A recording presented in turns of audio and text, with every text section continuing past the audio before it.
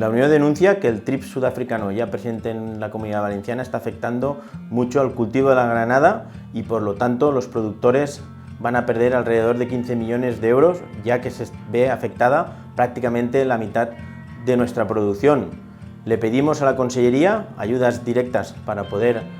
compensar estos daños tan graves que está padeciendo el cultivo de la granada y también al Ministerio que agilice las autorizaciones excepcionales de materias activas en un cultivo menor como son las granadas y que tengan más posibilidad de combatir esta plaga mediante esas materias activas que en estos momentos no disponen. También más investigación en lo que es la lucha biológica que nos permita bajar las poblaciones del trips sudafricano. Al final nos encontramos en una problemática muy grande, que es que tenemos un producto, que es la granada, con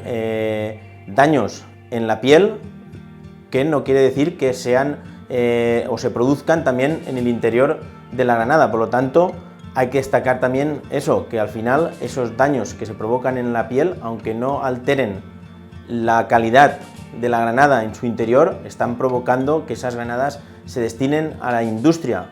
y esto provoca que el precio pues es mucho menor. Estamos hablando que un precio para industria puede estar sobre 0,10, 0,15 céntimos y un precio de una granada destinada al mercado en fresco pues está entre 0,40 y 0,60. Es una pérdida muy elevada el que estén afectadas de trips sudafricano nuestras granadas para el productor y de ahí que se tengan que tomar medidas.